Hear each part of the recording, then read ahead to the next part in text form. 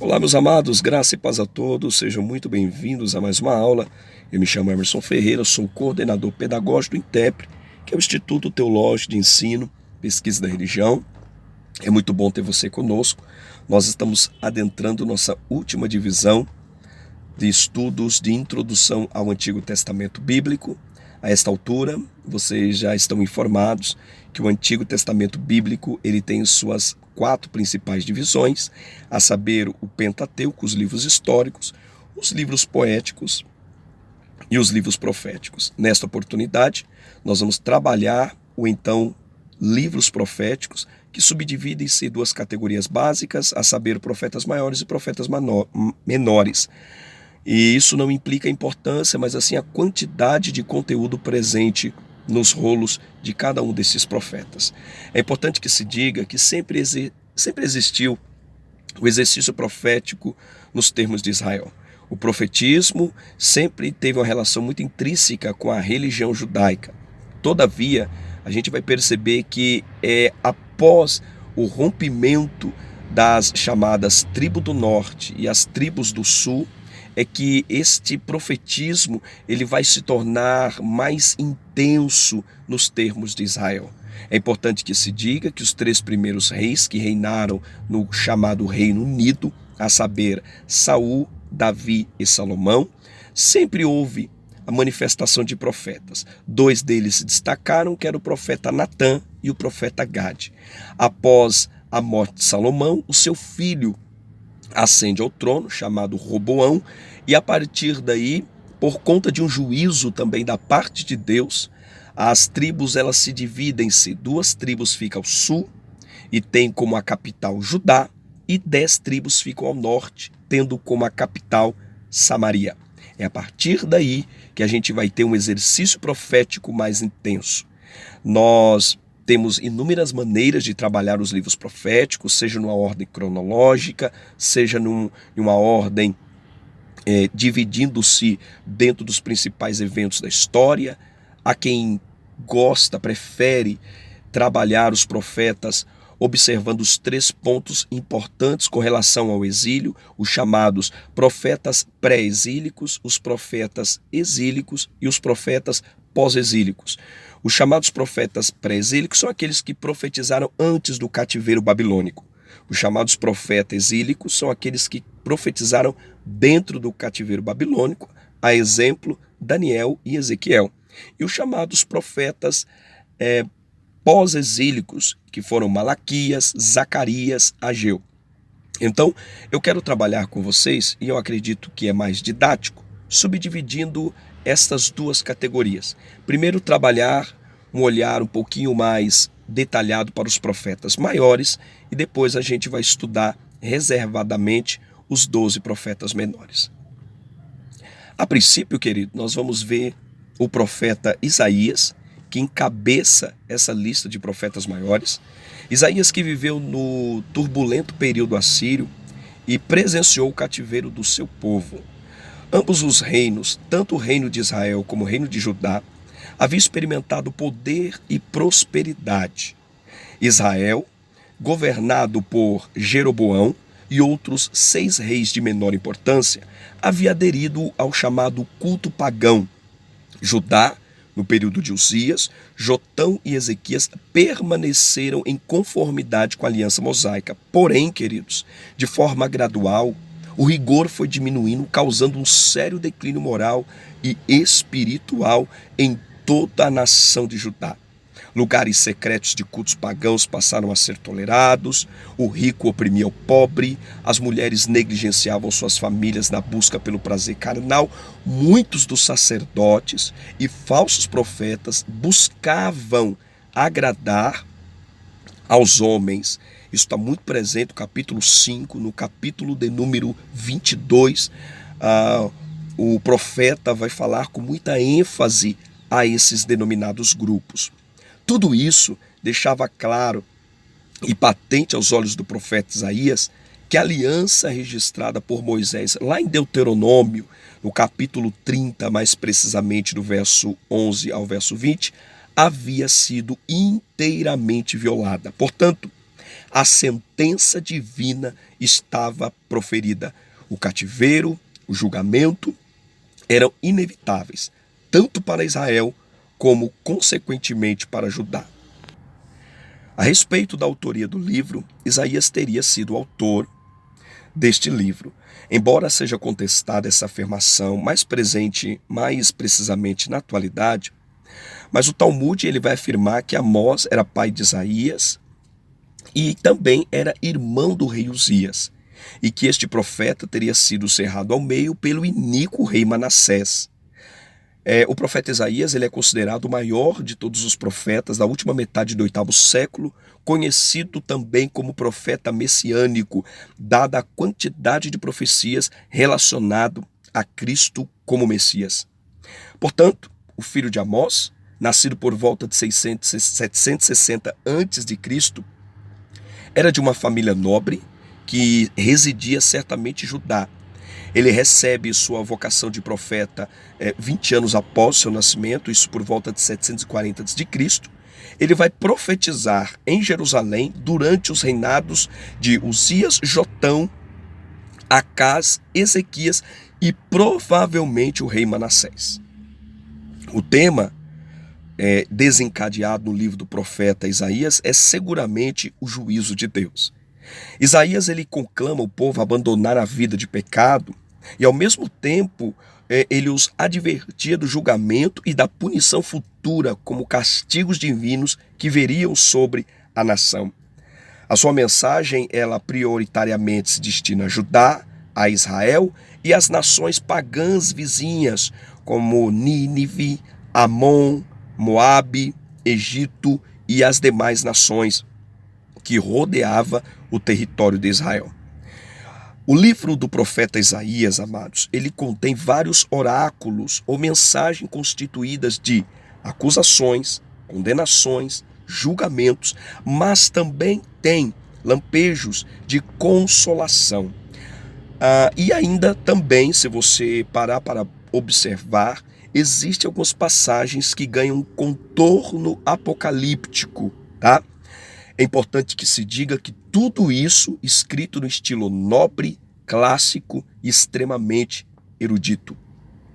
O profeta ele é cauteloso em mostrar que o juízo de Deus revela não sua arbitrariedade, mas sim a sua justiça. Devido à idolatria, à imoralidade, o povo de Deus havia se tornado, queridos, como as demais nações em seu orgulho e também no seu egoísmo.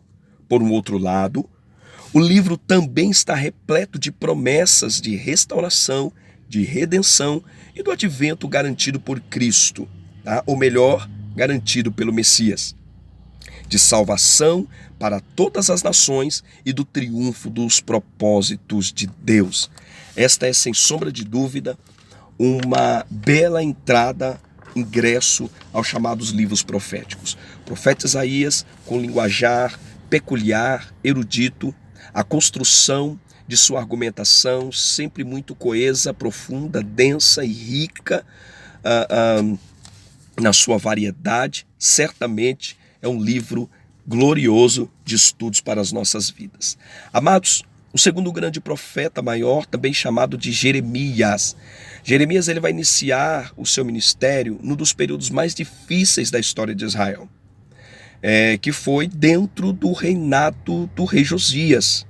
O rei Josias, que era um bom rei e que adiou temporariamente o juízo de Deus que havia sido prometido por conta do governo terrível de Manassés.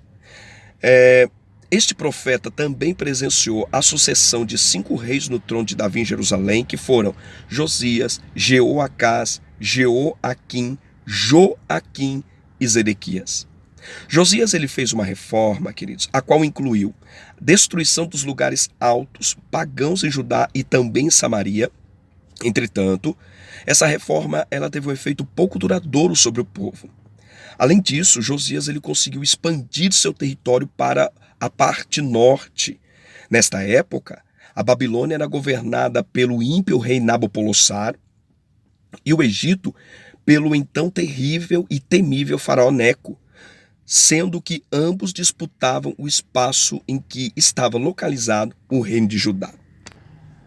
Amados, por volta do ano 609 a.C., Josias ele é morto na conhecida Batalha de Megido, ao tentar impedir que o chamado conhecido Faraó Neco ir contra o que restava da Síria. Seus 3 filhos, que eram Joacás, Jeoaquim e Zedequias, e um neto chamado Joaquim, vão suceder o bom rei Josias no trono. Jeremias ele presenciou a insensatez dessa linhagem real. Então ele foi responsável por adverti-lo sobre os planos de Deus para Judá, mas nenhum desses reis deram atenção à voz profética através da vida do profeta Jeremias. Jeoaquim, por exemplo, foi abertamente o mais hostil a Jeremias. Ele destrói o rolo enviado a ele, cortando-o em pedaços e logo após queimando-o. Zedequias ele foi um governante fraco e vacilante. Por quê? Em algumas vezes ele buscava os conselhos de Jeremias, outras vezes ele permitia que os inimigos de Jeremias o maltratassem até o aprisionassem. Foi assim que o profeta Jeremias ele presenciou o fim do reino de Judá, que culminou com a destruição da cidade e, consequentemente, a destruição do templo de Jerusalém e o inevitável exílio do povo judeu lá para a Babilônia, findando sua vida no Egito. E é importante que se diga que foi para lá contra a sua vontade, segundo o capítulo de número 43 do livro do profeta Jeremias. Queridos, tudo isso ocorreu porque os seus melhores conselheiros ou seus melhores conselhos foram ignorados. Seus escritos foram rasgados em pedaços por um rei tirano. Seu nome foi denegrido, sua vida foi perseguida e, consequentemente, todas as suas profecias foram cumpridas de forma horrível diante dos seus olhos, que estavam inundados de lágrimas. É por isso que o profeta Jeremias é também chamado o profeta das lágrimas. Um certo poeta vai dizer que o profeta Jeremias tinha uma lágrima na sua garganta. Todos nós sabemos que Jeremias ele é um dos poucos livros do Antigo Testamento que apresenta informações sobre sua composição. Ele mesmo registrou parte de suas profecias, conforme a gente tem no capítulo de número 36. Mas é importante também nós sabermos, a título de curiosidade, que ele também se valeu do chamado amanuense, chamado Baruque. O que era o amanuense? Aquele que auxiliava o escritor no que diz respeito à escrita, né?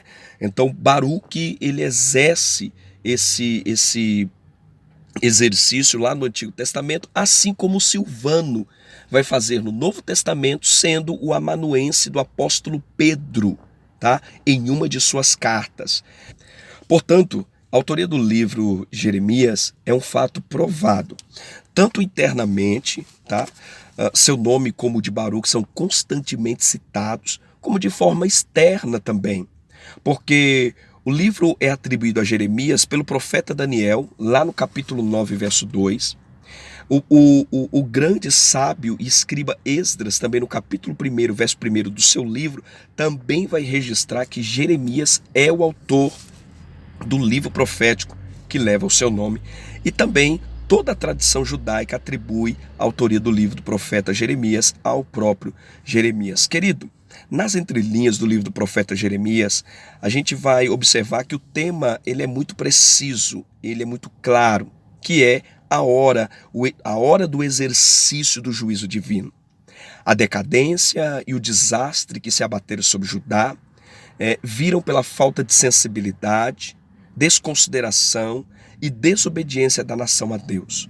O profeta Jeremias confrontou muitos israelitas que pecavam contra Deus, listou os pecados de Judá, predisse o juízo de Deus e rogou que a nação se arrependesse. Entretanto, todavia, enquanto a mensagem de Jeremias era de destruição e de tristeza, havia alguns falsos profetas que anunciavam livramentos, paz e prosperidade. Devido à sua predição, foi considerado traidor de sua nação pelo povo, pelos nobres, como também pelo monarca em Judá.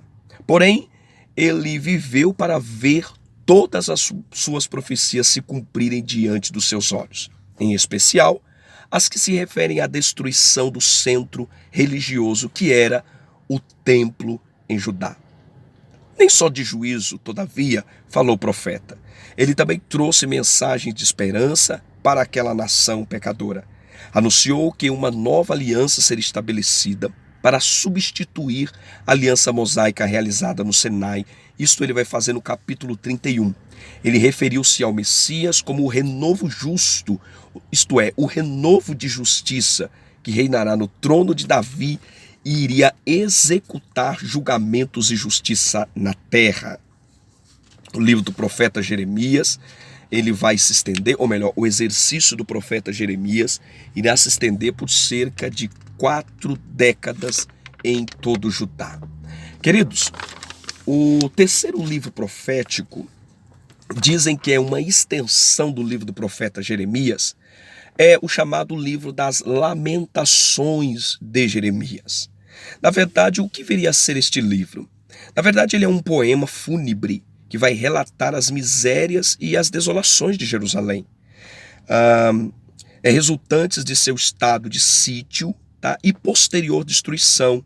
O profeta vai expressar seu profundo pesar sobre aquele evento calamitoso na história do povo escolhido de Deus e a destruição de Jerusalém que vai ocorrer por volta do ano 586, exercida por Nabucodonosor, que então era o rei da Babilônia. O livro é o terceiro dos 5 livros que compõem o chamado Merigote, ou os rolos das festas. Isto é, era Cântico dos Cânticos, o livro de Rute, o livro das Lamentações de Jeremias, o livro de Eclesiastes, terminando com o livro de Esther. Usados em determinadas festas judaicas, esses livros eram lidos, acompanhados de muita lamentação e confissão de pecados. Queridos, esse triste cântico de Jeremias, ele foi adotado pela nação judaica no decorrer de sua história. A gente vai entender que os judeus, até hoje, eles cantam este livro todas as sextas-feiras, lá junto ao Muro das Lamentações, lá na cidade de Jerusalém.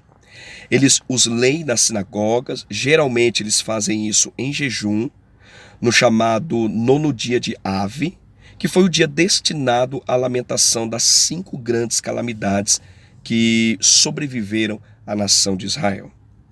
Embora o livro ele não mencione o nome do autor, a Septuaginta, a famosa tradução dos 70, e também a tradição judaica, e bem também como todos os cristãos, vão atribuir o livro de Lamentações ao chamado profeta Jeremias. O tema que é desenvolvido no livro das Lamentações é nada mais nada menos do que a fidelidade de Deus.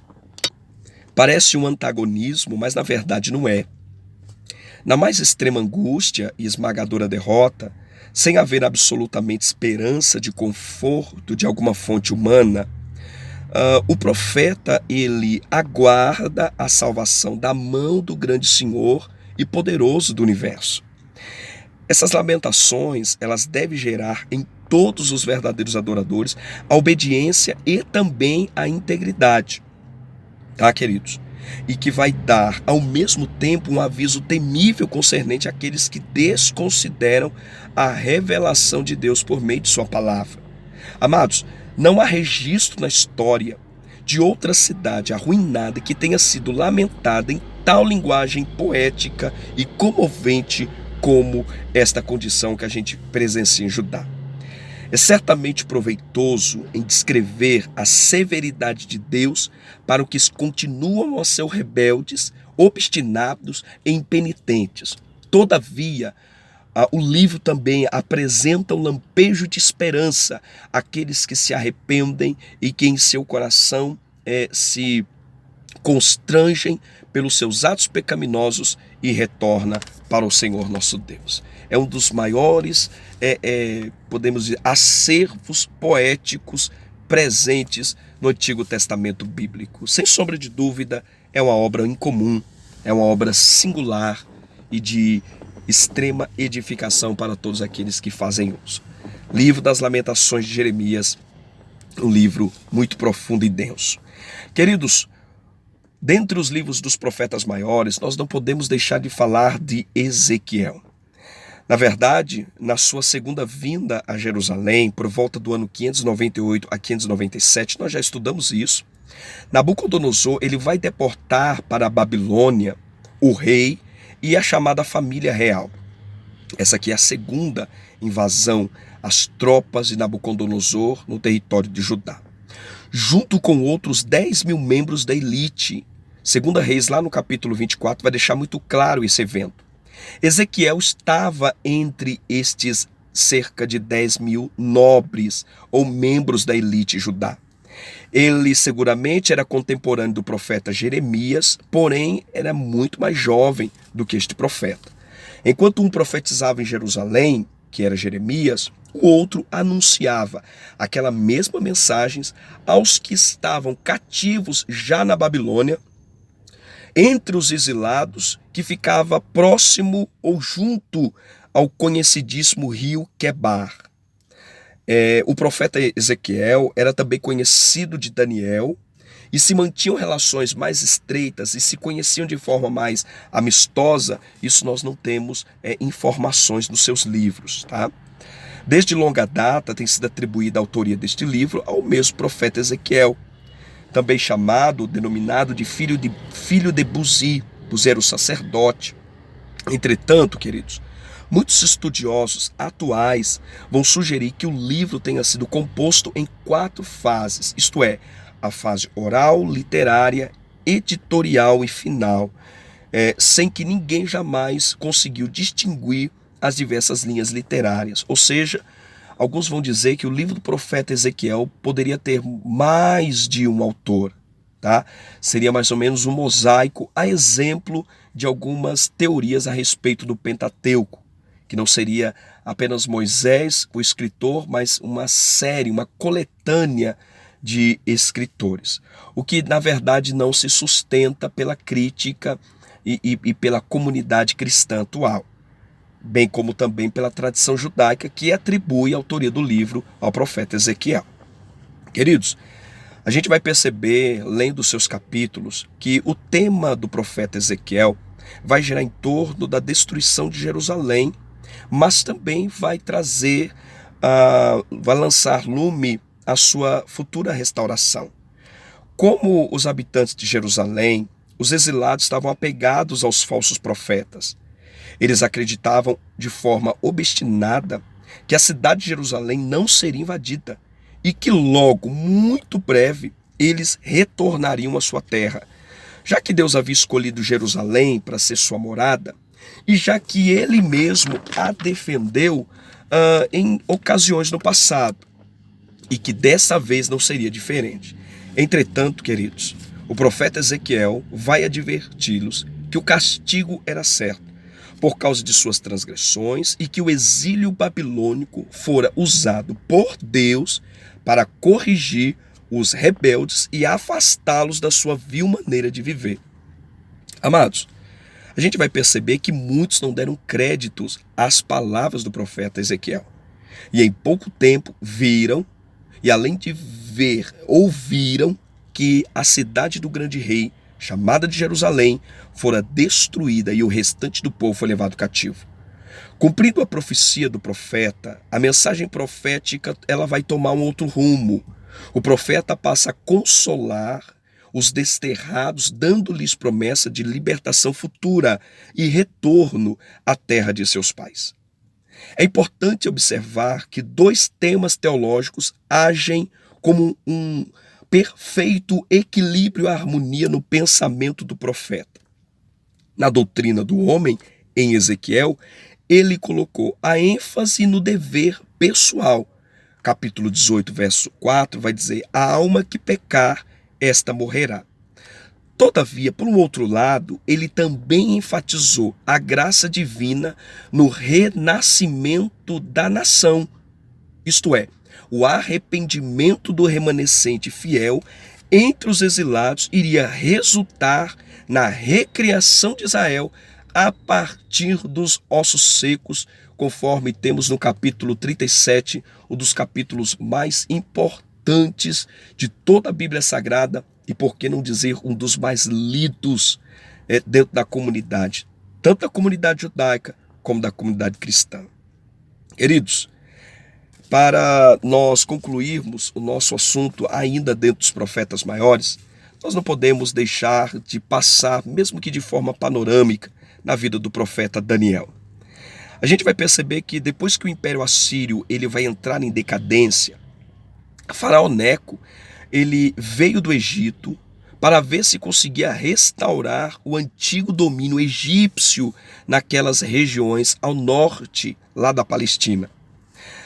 Lá, os seus exércitos eles se defrontam com os de Nabucodonosor, e a batalha decisiva ela não foi fácil para qualquer das partes em contenda, tá?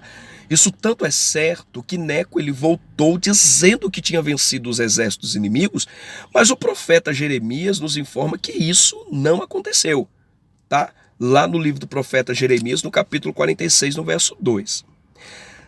Todavia, queridos, de qualquer forma, na sua volta para o Egito, Faraó Neco, o rei de Judá, o rei do Egito, ele depôs os reis Joacás, filho de Josias, que o povo havia colocado no trono pela morte de Josias. Então ele coloca no trono o irmão deste, que era quem? Eliaquim, mudando-lhe o nome para Jeoaquim. É importante que se diga que ele fica submisso naturalmente ao rei do Egito, até que subiu contra ele Nabucodonosor, que era o rei da Babilônia, e amarrou com cadeias para o levar para a Babilônia. Desejoso de tomar a cidade de Jerusalém, chegou-lhe notícias de que seu pai havia falecido, levando ele a entregar seus exércitos aos seus generais, retomando a Babilônia.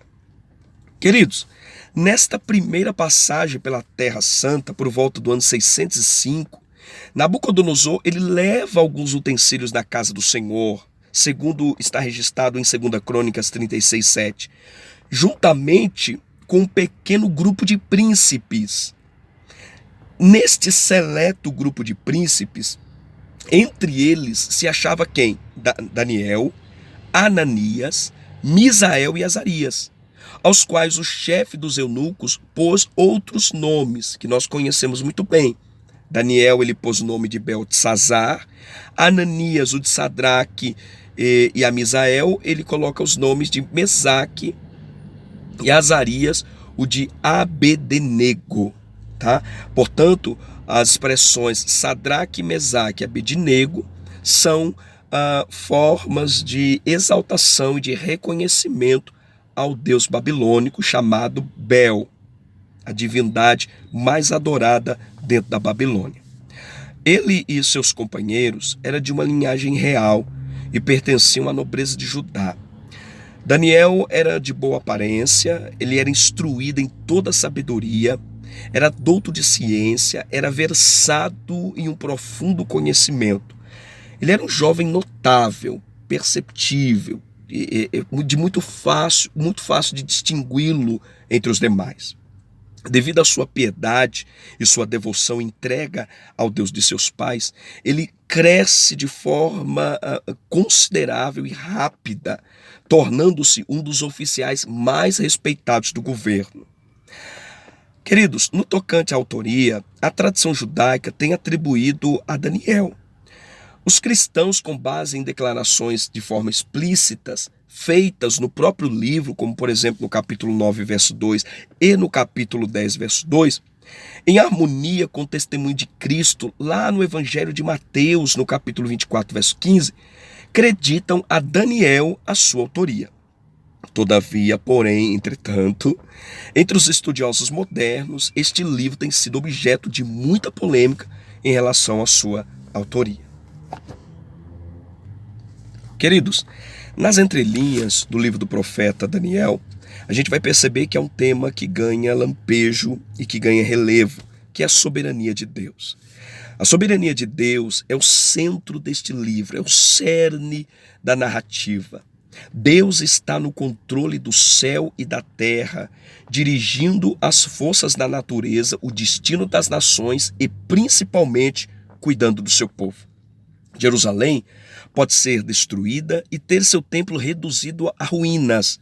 O povo de Deus pode ser exilado e os maus governantes podem parecer triunfantes, mas somente Deus permanece supremo. É Ele e somente Ele quem muda o tempo e as estações, remove reis e estabelece reis. Ele dá sabedoria aos sábios e entendimento aos inteligentes. Ele revela o profundo e o escondido, conhece o que está em trevas e com ele mora a luz. Este é um dos textos mais lindos do profeta Daniel, que está no capítulo 2, verso 21 e o verso de número 22. Queridos, por causa das suas muitas visões, o livro do profeta Ezequiel, o livro do profeta Daniel tem sido chamado o Apocalipse do Antigo Testamento. Conforme vai afirmar Stanley Ellison, é um livro apocalíptico, no verdadeiro sentido de apocalipse, que é uma revelação de Deus, é um descortinar dos mistérios de Deus. A gente vai entender que o período de atuação desse livro é desde o primeiro cativeiro babilônico, liderado por Nabucodonosor, até o chamado rei Ciro, o Grande. Tá? O período de atuação, ministério e o ministério profético de Daniel vai abranger um período de aproximadamente 70 anos. É, sem sombra de dúvida, um dos profetas mais respeitados em todo o território de Judá. Queridos, fizemos aqui uma breve abordagem, um panorama a respeito dos principais profetas maiores registrados na Bíblia Sagrada. Isaías, Jeremias, Daniel e Ezequiel, e também o livro das Lamentações, que também é chamado, está entre os chamados profetas maiores. Queridos, nas próximas aulas nós vamos trabalhar os então classificados profetas menores. Queridos, Deus abençoe vocês até aqui. Aguardo vocês na próxima aula e certamente será bênção de Deus para as nossas vidas. Espero que vocês estejam anotando, registrando cada um dessas informações, porque será riqueza para o teu ministério. Amém, queridos? INTEPRE, Instituto Teológico de Ensino e Pesquisa da Religião, comunicando excelência à sua vocação.